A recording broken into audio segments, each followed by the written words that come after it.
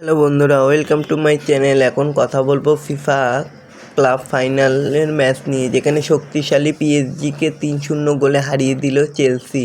কিছুটা অপ্রত্যাশিতভাবেই কোল পালারামের জোড়া গোল ক্লাব বিশ্বকাপের ফাইনালের অন্যতম সেরা অঘটনের ঘটনা ঘটিয়ে দিয়েছে, যেখানে ফাইনালের আগে চেলসির এত বড় সমর্থকরাও ভাবতে পারেনি যে ম্যাচটি তাদের দল জিততে পারে, কারণ পিএসজির পূর্ণ শক্তির দল নিয়ে মাঠে নেমেছিল। তাই মাসখানেক আগেও সবাই সংশয়ে ছিল। তো বন্ধুরা, এরকমই সব ফুটবলের খবর প্রতিনিয়ত জানতে হলে চ্যানেলটিকে অতি শীঘ্রই লাইক, কমেন্ট, সাবস্ক্রাইব করতে ভুলো না, কারণ রিয়াল মাদ্রিদকেও 4-0 গোলে হারিয়ে ফাইনালে উঠেছিল পিএসজি। তাই সকলে ধরে নিয়েছিল এগিয়ে থেকেই শুরু করেছে প্যারিসের দলটি, কিন্তু প্রায় 2/3 বল পজিশনে রাখার পরেও যে তারা 3 গোলে হারবে তা কেউ স্বপ্নেও ভাবতে পারেনি।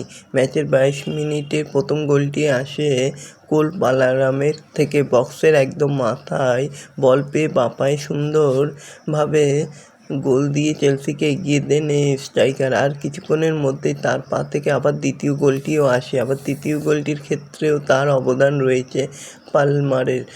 মাঠ থেকে বল পেয়ে বেশ খানিকটা উঠে আসার পর পিএসজির ডিফেন্সেরা পাস বাড়ান পেদ্রোকে লক্ষ্য করে। পেদ্রো বল জালে জড়িয়ে দিতে কোনো ভুল করেনি। 43 মিনিটের মধ্যেই 3-0 গোলে এগিয়ে যায় চেলসি। তখনই খেলার ভবিষ্যৎ অনুমান করা গেছিল। তো বন্ধুরা, এরকমভাবে ম্যাচটি চেলসি জিতে যাবে তা অনেকেই হয়তো ভাবতে পারেনি, কারণ পিএসজির মতো শক্তিশালী টিমকে তারা হারাতে পারবে এমনটা অনেক চেলসির সমর্থকরাও অনুমান করতে পারেনি। তো বন্ধুরা, এরকমই সব খেলার খবর প্রতিনিয়ত জানতে হলে চ্যানেলটিকে অতি শীঘ্রই লাইক, কমেন্ট, সাবস্ক্রাইব করতে ভুলো না। তবে ম্যাচের শেষে পিএসজির যন্ত্রণা আরও বাড়ল। জোয়ান নোভেস তিনি চেলসি কুকুরেলার চুল টেনে ধরায় তাকে ম্যাচের 85 মিনিট নাগাদ লাল কার্ড দেওয়া হয়। ভিএআরে যাচাই করার পর শেষ পর্যন্ত 3-0 গোলে পিএসজিকে হারিয়ে এইবারে ক্লাব বিশ্বকাপের চ্যাম্পিয়ন হলো এনজো মারেস্কার দল। এই মরশুমে উয়েফা কনফারেন্স লিগ জেতা পাশাপাশি ইপিএলেও চতুর্থ স্থানে শেষ করল চেলসি। ধন্যবাদ সবাইকে।